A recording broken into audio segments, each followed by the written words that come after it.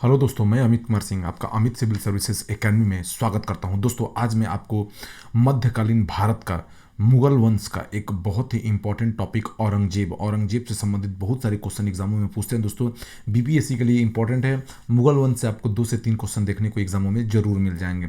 तो देखिए दोस्तों, बहुत ही इंपॉर्टेंट है और इससे जो भी इंपॉर्टेंट क्वेश्चन आज तक जो भी जितने भी स्टेट के कमीशन हैं उन सब में पूछे हुए एग्जामों की मैं जो क्वेश्चन है उसकी चर्चा करूंगा। अभी तक आपने मेरा चैनल सब्सक्राइब नहीं किया तो चैनल सब्सक्राइब कर ले, बहुत ही इंपॉर्टेंट आपको मिलने वाले हैं। बेल आइकन दबा लें जिससे आपको हमेशा वीडियो का नोटिफिकेशन मिलते रहें। ठीक है, तो हम लोग क्वेश्चन की तरफ आगे चलते हैं। आज देखिए, आज का पहला क्वेश्चन हम लोग लेते हैं, इनमें से कौन शाहजहां का पुत्र नहीं है। देखिए, शाहजहां के कौन कौन से पुत्र, देखिए शाहजहां के पुत्रों में ये प्रथम जो पुत्र था वो था दारा सिको। क्या नाम था इसका? दारा सिको सबसे प्रथम था। उसके बाद शाह शुजा था। ठीक है, उसके बाद औरंगजेब जो तृतीय क्रम में तृतीय था। तो ये जसवंत नहीं था पुत्र। दारा सिको, शाह शुजा इसको बोलते थे, और औरंगजेब, ये 3 पुत्र थे जो शाहजहां के पुत्र थे। ठीक है, याद रखिए। देखिए, जो औरंगजेब था वो मुगल गद्दी शाहजहां का उत्तराधिकारी हुआ, किंतु वह ज्येष्ठ पुत्र के उत्तराधिकार के रूप में नहीं हुआ। वह ज्येष्ठ पुत्र नहीं था, वो अपने तलवार के बल पर वह गद्दी पर बैठा था। याद रखिए। ठीक है, देखिए दारा सिकोह का हक था लेकिन दारा सिकोह को उसने हराया और औरंगजेब जो है गद्दी पर बैठा। याद रखिए।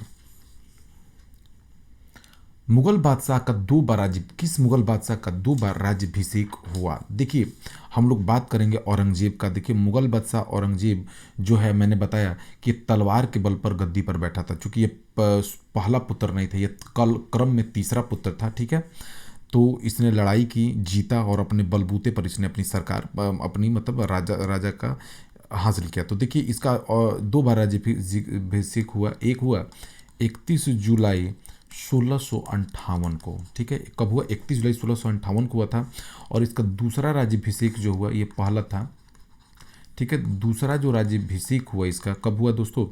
15 जून 1659 को। कब हुआ ये? इस कब हुआ ये? खजवा एवं देवराई के युद्ध में सफल होने के बाद हुआ था। खजवा एवं देवराई के युद्ध के में सफल होने के बाद हुआ था। ठीक है, इस युद्ध के बाद इसने अब्दुल मुजफ्फर मोहिद्दीन अब्दुल मुजफ्फर मोहिद्दीन मोहम्मद औरंगजेब बहादुर आलमगीर पातशाह की गाजी की उपाधि धारण की थी। किसकी उपाधि धारण की थी? पातशाह गाजी की। याद रखिए, तो पूछ सकता है यहाँ पे। तो औरंगजेब का 2 बार राज्याभिषेक हुआ था। आगे चलते हैं। धर्मट का युद्ध। देखिए, धर्मट मैंने बताया कि जो औरंगजेब है वो तलवार के बल पर उसने युद्ध के बल पर सत्ता हासिल की। चूंकि उसके पहले 2 उसके भाई थे जो सत्ता पर काबिज होना चाहता था होते हो, तो उसने कौन सा युद्ध? तो उसने धर्मट का युद्ध लड़ा अपने भाई दारा सिकोह के साथ। किसके साथ लड़ा? दारा सिकोह के साथ। इसने दारा सिकोह और औरंगजेब के बीच जो हुआ ना, क्या हुआ दोस्तों? औरंगजेब के बीच धर्मट का युद्ध हुआ। ठीक है, कब हुआ? ये बहुत इंपॉर्टेंट है। ये भी 15 अप्रैल 1658 1658 ईस्वी को हुआ था। दारा सिकोह और किसके बीच? औरंगजेब के बीच। देखिए, इस युद्ध में जोधपुर के राजा, जो जोधपुर के एक राजा थे, जोधपुर के राजा जसवंत सिंह जो है दारा सिकोह के साथ के खेमे में थे। ठीक है, दारा सिकोह के खेमे में थे। ठीक है, और मुराद था राजा, वो औरंगजेब की तरफ से लड़ा। तो पूछ सकता है कि धर्मट के युद्ध में कौन किसके खेमे से लड़ा था? तो जोधपुर के राजा जसवंत सिंह जो है दारा सिकोह के खेमे से लड़े और औरंगजेब की तरफ से मुराद ने भाग लिया। ठीक है, याद रखिए, ये दोनों क्वेश्चन बहुत इंपॉर्टेंट है, आपके एग्जाम में आ सकते। कब हुआ? 15 अप्रैल 1658। दिमाग पे गांठ बांध लिए धर्मट युद्ध से, इससे बाहर एक भी क्वेश्चन नहीं आएगा। तो किसके किसके बीच लड़ा गया दोस्तों? औरंगजेब तथा दारा सिकोह के बीच। दारा सिकोह औरंगजेब का बड़ा भाई था, उसने युद्ध को पराजित किया और फिर वो जीत गए। ठीक है, आगे चलते। एक और युद्ध है जो आप जान लीजिए। देखिए, सामूगढ़ का युद्ध है। कौन सा युद्ध है? सामूगढ़ का युद्ध। ये भी एग्जामों में पूछ सकता है, आने वाले एग्जामों में। ये हुआ था 29 मई 1658 को। इस युद्ध में मुराद और औरंगजेब ने क्या किया था? मुराद और औरंगजेब की संयुक्त सेनाओं ने दारा सिकोह के को पराजित कर दिया था। क्या किया था? औरंगजेब और मुराद की संयुक्त सेनाओं ने क्या किया था दोस्तों? दारा शिकोह को क्या कर दिया था? पराजित कर दिया था। दारा शिकोह भी लड़ा, ठीक है, दारा शिकोह को क्या कर दिया था? पराजित कर दिया था। आगे चलते हैं। मुगल शाहजादा जिसने श्रीनगर गढ़वाल में आश्रय लिया था, वो कौन सा शाहजादा था जिसने, देखिए, उत्तराधिकार के युद्ध में औरंगजेब से पराजित दारा शिकोह का जो पुत्र था उसका नाम था सुलेमान शिकोह। क्या नाम था? दारा शिकोह का पुत्र था। आप जानते हैं दारा शिकोह और औरंगजेब के बीच धर्मट का युद्ध हुआ, सामूगढ़ का युद्ध है, उस युद्ध में दारा शिकोह की हार हुई। दारा शिकोह का पुत्र था कौन था? शहजादा सुलेमान शिकोह। क्या था? शहजादा सुलेमान शिकोह। यह युद्ध में हारने के बाद यह श्रीनगर गढ़वाल के शासक पृथ्वी सिंह के यहाँ इसने क्या किया? शरण लिया। कौन था वो? कौन था? शहजादा सुलेमान शिकोह। इसने कहाँ पर शरण लिया दोस्तों? श्रीनगर गढ़वाल के शासक कौन थे? श्रीनगर गढ़वाल के शासक पृथ्वी सिंह के यहाँ। किसके यहाँ? पृथ्वी सिंह क्या क्या किया? इसने शरण लिया और उसके उत्तराधिकारी मेदिनी सिंह ने उसे औरंगजेब को सौंप दिया। लेकिन उसका जो जो उसका क्या था, मेदिनी सिंह जो उत्तराधिकारी था उसने औरंगजेब को सौंप दिया। सुलेमान शिकोह को ग्वालियर के किले में बंद किया गया, ठीक है ना। इसको कहाँ पर बंद कर दिया गया? ग्वालियर के किले में, और वहाँ पर अफीम खिलाकर इसे मार दिया गया, ठीक है, ग्वालियर के किले में, याद रखिए। ग्वालियर के किले में अफीम खिलाकर क्या कर दिया था? इसे मार दिया गया था, ठीक है, याद रखिए।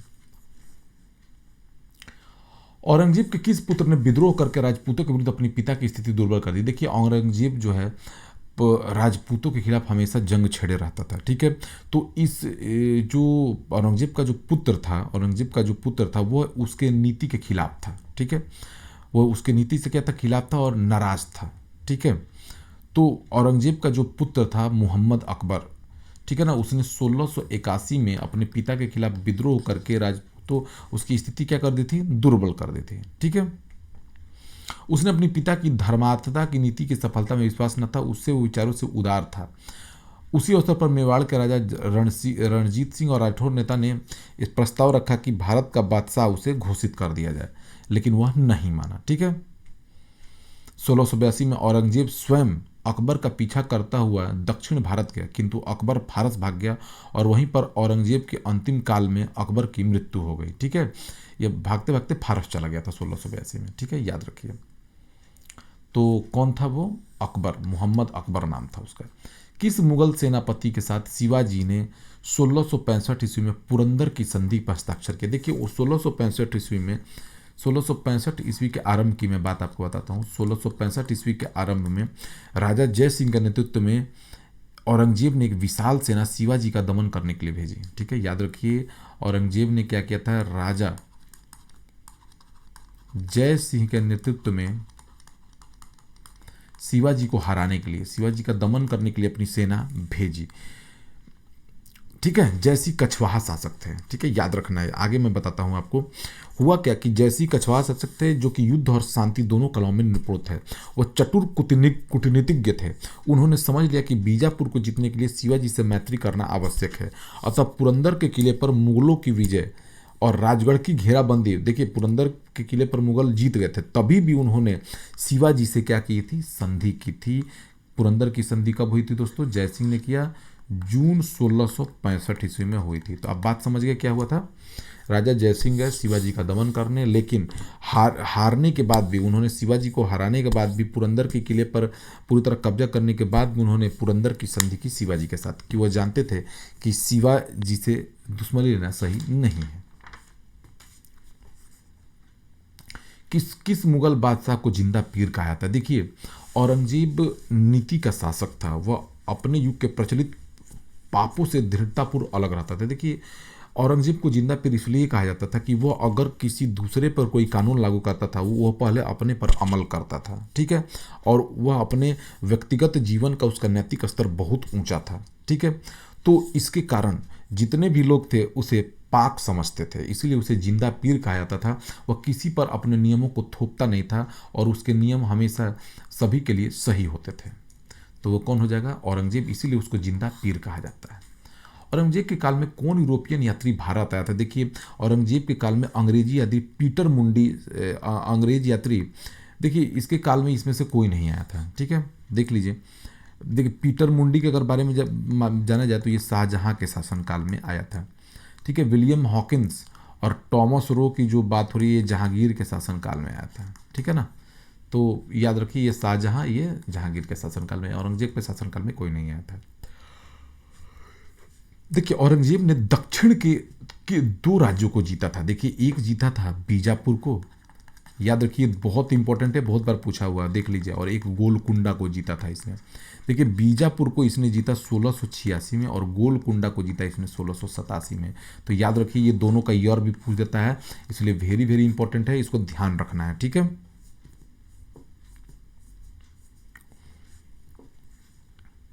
किस बादशाह के अंतर्गत मुगल सेना में सर्वाधिक सेनापति हुए या सबसे अधिक हिंदू अधिकारियों की नियुक्ति हुई? देखिए, औरंगजेब के शासनकाल में बहुत ज़्यादा हिंदू अधिकारियों की नियुक्ति की गई और सब उसी के समय सबसे ज़्यादा सर्वाधिक हिंदू सेनापति थे। ठीक है, सर्वाधिक सेनापति थे और सर्वाधिक हिंदू नियुक्तियां भी हुई थी। हिंदू सेनापतियों की नियुक्तियां भी की गई थी इसके शासनकाल में। ठीक है, तो दोनों बहुत इंपॉर्टेंट है, ध्यान रखिए औरंगजेब के शासनकाल में।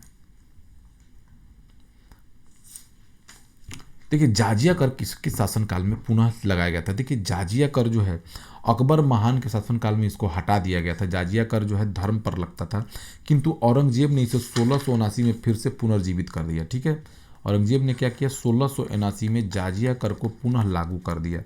ठीक है, और इससे जो है इस कर से स्त्रियां, गुलाम, 14 वर्ष की आयु के बच्चे,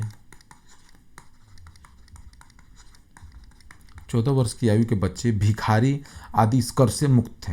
ठीक है,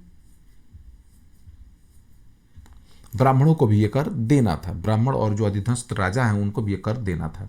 स्त्रियां, गुलाम, 14 वर्ष की आयु के बच्चे इससे मुक्त थे। ठीक है, ठीक है ना। जाजिया कर, औरंगजेब एक कट्टर सुन्नी मुसलमान था। क्या था? एक सुन्नी मुसलमान था। ठीक है, याद रखिए।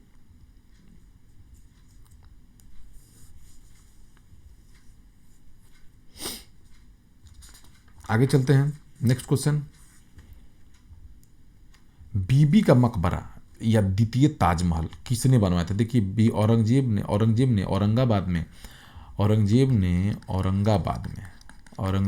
औरंगाबाद में अपनी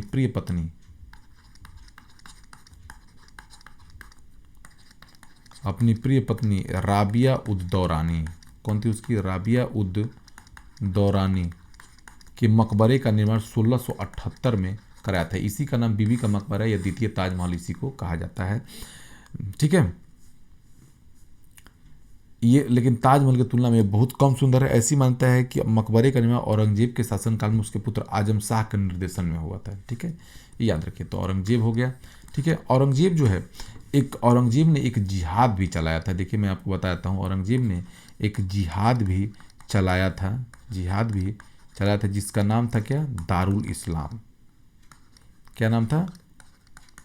दारुल इस्लाम। ठीक है ना। दारुल इस्लाम का मतलब क्या होता है? एक सुन्नी मुसलमान तो था, इसकी धार्मिक नीति सांसारिक लाभ के किसी विचार से प्रभावित नहीं थी। उदार दारा के अनुसार सुन्नी कट्टरता के समर्थन के रूप में राजसिंहासन प्राप्त करने के लिए यह कुछ भी कर सकता था। ठीक है, दूसरे शब्दों में कहे कि यह गैर मुसलमानी देशों के विरुद्ध धर्म युद्ध करना चाहता था। ठीक है, यानी यह चाहता था कि सारे देश जो हैं, सारे लोग इस्लाम को अपनाएं। यही दारुल इस्लाम का अर्थ था। ठीक है ना, जिहाद को दारुल इस्लाम कहा था इसमें।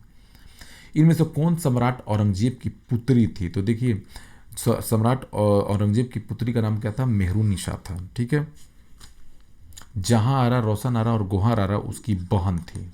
ठीक है, बहन थी और ये शाहजहां की पुत्रियां थी। ठीक है, मेहरुनिसा उसकी बेटी थी। औरंगजेब ने किसको साबित उज जमानी की उपाधि धारण की थी? जहां आरा बेगम सम्राट शाहजहां और महारानी मुमताज महल की सबसे बड़ी बेटी थी। ठीक है, वो अपने पिता के उत्तराधिकारी और छठे मुगल सम्राट औरंगजेब की बड़ी बहन थी। ठीक है, तो इसने जहां आरा को दिया था, किसको दिया था? जहां आरा को साहिबात उज जमानी की उपाधि दी थी अपनी सबसे बड़ी बेटी को, सबसे बड़ी बहन को। संत रामदास को किसके शासनकाल से संबंधित किया जाता है?